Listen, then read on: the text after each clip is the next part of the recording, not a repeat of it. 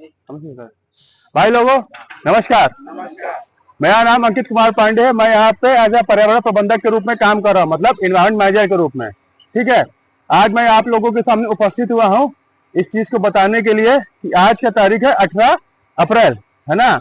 और पूरी दुनिया में आज के दिन को, इस पूरे सप्ताह को 18 से लेकर 22 तारीख तक पृथ्वी सप्ताह के रूप में मनाया जाता है। ठीक है, किस लिए मनाया जाता है भाई? रख देना 2 मिनट के लिए। हाँ, ये दिख रहा है ना आप लोगों को? 18 से 22 तारीख तक पृथ्वी सप्ताह के रूप में ये हफ्ता मनाया जाएगा। इस हफ्ता में हम लोगों का मेन काम ये रहता है कि आप लोगों को पृथ्वी के प्रति जागरूकता लाने के लिए, ताकि हम लोग आप लोगों को बता सके कि किस किस तरीके से या किस किस तरीके से पृथ्वी को दूषित किया जा रहा है और उसमें हम लोग क्या कर सकते हैं ताकि इसको बचाया जा सके। ठीक है, अगर आप लोग, और इसकी शुरुआत हुई थी 1970 से। 1970 में यूएस के जो सेनेटर है, जिसको यहाँ पे विधायक या मेंबर ऑफ पार्लियामेंट बोला जाता है, वो गर्नेट लैंसन, उन्होंने इसकी शुरुआत करी थी। क्यों करी थी? क्योंकि 1969 में जब समुद्र के पास जब तेल निकाला जा रहा था तो 10 मिलियन लीटर तेल पानी में गिर गया था, नदी में, है ना। तो जिसकी वजह से 10,000 से ज्यादा पक्षी, सी लायंस की मौत हो गई थी। तो इसी चीज को ध्यान में रखते हुए यूएन में एक चार्टर पास हुआ, जिसके तहत हम लोग इस सप्ताह को 18 से लेकर 22 को पृथ्वी सप्ताह के रूप में मनाया जाता है, जिसके अंतर्गत हम लोग हर दिन आपको किसी ना किसी चीज पे जानकारी देंगे कि मुख्यतः धरती को किस किस तरीके से खतरा बढ़ रहा है और उससे हम लोगों के जीवन पे क्या प्रभाव पड़ रहा है और उससे हम लोग कैसे निपटा जा सकता है। तो आज का जो उसमें रहेगा, इसमें हम लोग को बताएंगे कि पृथ्वी सप्ताह की शुरुआत कहाँ से हुई। जैसा कि मैंने आप लोगों को बताया कि 1970 से ये हर साल मनाया जा रहा है, तो इस साल इसकी 54वीं वर्षगांठ है। ठीक है, कौन सी है? 54वीं वर्षगांठ है। ठीक है, इसको ग्रेट लैंसन ने बनाना शुरू किया था, जो यूएस के आदमी थे। क्यों किया था? क्योंकि समुद्र में 11 लाख लीटर तेल गिर गया था, जिससे 10,000 से भी ज्यादा सी के पक्षी जो है, जो समुद्र के अंदर रहते हैं, उन सबकी मौत हो गई थी। तो ऐसी चीजें भविष्य में दोबारा ना हो, इस चीज के लिए मनाया जाता है। ठीक है, अब आते हैं आज के दिन पे।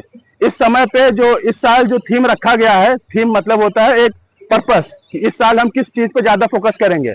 तो इस साल का थीम है प्लैनेट वर्सेस प्लास्टिक, मतलब ग्रह या प्लास्टिक, कोई एक ही चीज बचेगी। आजकल हम लोग जान रहे हैं, जो हम लोग कप प्लेट का यूज करते हैं, जो सिंगल यूज प्लास्टिक होता है, उसको हम लोग क्या करते हैं।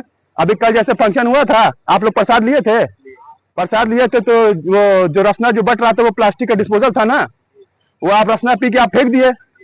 अब वो कहाँ पे जाएगा? वो दोबारा रिसाइकिल तो होगा नहीं। उसको ये कचरे के डब्बे में डाला जाएगा। अब कचरे का डब्बा उसको इकट्ठा करेगा और जाके समुद्र में फेंक देगा, निश्चित है ना।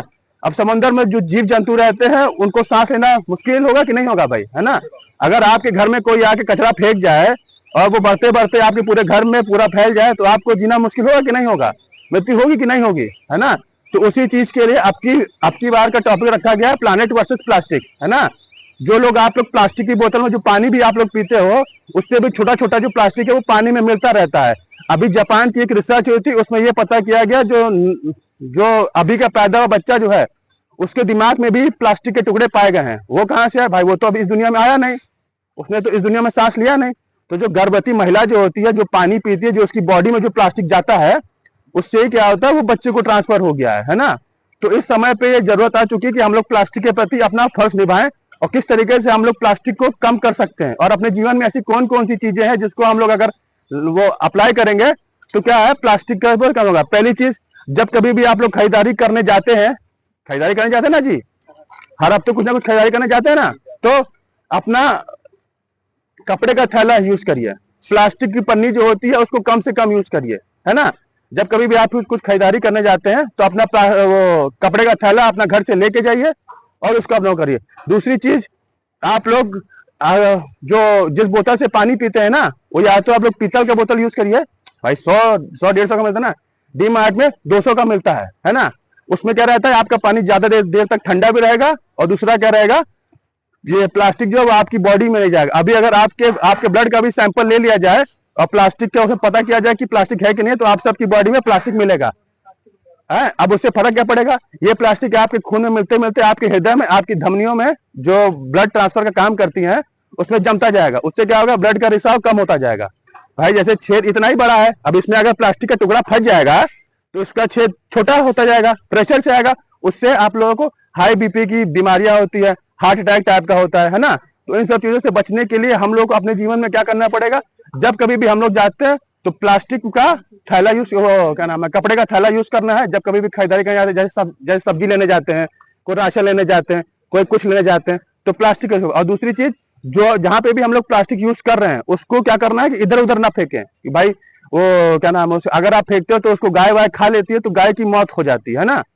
तो उसको क्या करना है, अपना कलर कोडेड डस्टबिन होता है, और उसमें भी हमेशा सिर्फ नीले कलर के डस्टबिन में डालना है ना।